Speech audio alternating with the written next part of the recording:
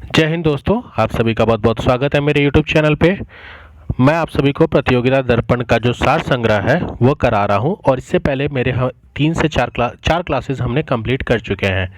आज की क्लास में हम भारत एवं विश्व का भूगोल के 10 इम्पोर्टेंट क्वेश्चन को देखेंगे जो आपके प्रतियोगिता दर्पण मैगजीन में दिया गया है। तो पहला क्वेश्चन है हमारा, भारत की मुख्य भूमि विषुवत रेखा के उत्तरी अक्षांश एवं पूर्वी देशांतर के बीच फैली हुई है। तो भारत की जो मुख्य भूमि है वह आपकी विषुवत रेखा के उत्तरी अक्षांश और पूर्वी देशांतर के बीच कितने डिग्री में फैली हुई है।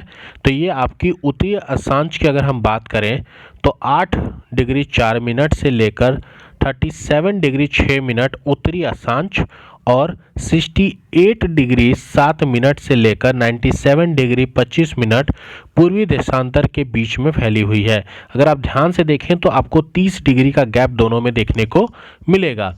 तो अप्रॉक्स 30 डिग्री का गैप दोनों में है, एक्यूरेट 30 डिग्री नहीं है लेकिन अप्रॉक्स 30 डिग्री है। तो 8 37 और 68 से 97 ऐसे आप याद रख सकते हैं। 7 25 4 6।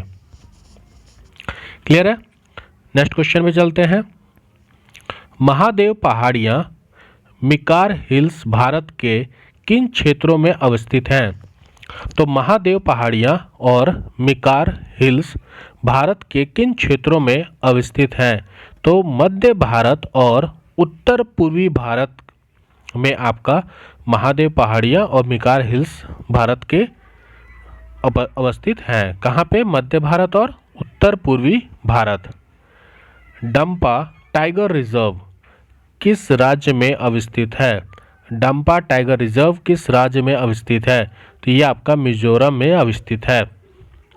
साबरमती, ब्राह्मणी, पेनार और माही में से क्षेत्र की दृष्टि से सबसे छोटी नदी द्रोणी कौन सी है।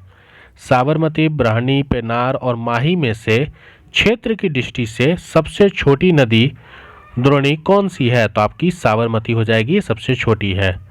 भारत के किस राज्य की सीमा सबसे अधिक राज्यों की सीमा से मिलती है। भारत की किस राज्य की सीमा सबसे अधिक राज्यों के सीमा से मिलती है। तो इसका राइट आंसर हो जाएगा आपका उत्तर प्रदेश। उत्तर प्रदेश राज्य की जो सीमा है वह 9 राज्यों और 1 केंद्र शासित प्रदेश से टच होती है। 82 डिग्री 5 मिनट पूर्वी देशांतर देश के किन राज्यों से होकर गुजरती है। तो आपका ये उत्तर प्रदेश, मध्य प्रदेश, छत्तीसगढ़, उड़ीसा और आंध्र प्रदेश। टोटल कितने? 5। यूपी, एमपी, छत्तीसगढ़, उड़ीसा, मध्य प्रदेश, आंध्र प्रदेश, याद रखिएगा। अंडमान एवं निकोबार द्वीप समूह एक दूसरे से किस चैनल के द्वारा अलग होते हैं। अंडमान और निकोबार द्वीप एक दूसरे से किस चैनल के द्वारा अलग होते हैं। तो इसका राइट आंसर हो जाएगा 10 डिग्री चैनल द्वारा। तो 10 डिग्री चैनल द्वारा अंडमान निकोबार द्वीप एक दूसरे से अलग होते हैं। आगे बढ़ते हैं। भारत की कुल स्थलीय सीमा और समुद्री सीमा है। तो भारत की अगर हम कुल स्थलीय सीमा की बात करें तो 15,200 किलोमीटर है और जो इसकी समुद्री सीमा है वह 7,516.5 किलोमीटर है। और अभी आपको न्यूज़ देखा होगा आपने 1-2 दिन पहले कि इसमें आपका क्या हुआ है, विकास मतलब बढ़ोतरी हुई है, इंक्रीज हुआ है आपका ये। तो 15,200 किलोमीटर कुल स्थलीय सीमा है और 7,516.5 समुद्री सीमा है। भारत का दक्षिणतम बिंदु, उत्तरतम बिंदु और पश्चिम तथा पूर्वी, अच्छा पूछ रहा है चारों साइड में। तो अगर हम सबसे पहले बात करते हैं भारत की जो सबसे दक्षिण साउथ की जो बिंदु है वो है इंदिरा पॉइंट। ग्रेट निकोबार द्वीप में जो इंदिरा पॉइंट है वो आपका साउथ में है। इंदिरा कॉल ये आपका जम्मू कश्मीर नॉर्थ में है। गोरीमिता ये आपका गुजरात में है वेस्टर्न में। और ईस्ट की बात करें तो लिविडू ये आपका कहाँ है, अरुणाचल प्रदेश में। क्लियर। पहला आपका ग्रेट निकोबार में है इंदिरा पॉइंट, सबसे ये आपका साउथ हो गया। ये आपका नॉर्थ हो गया इंदिरा कॉल। ये आपका वेस्ट हो गया गोरीमाता और गोरीमिता।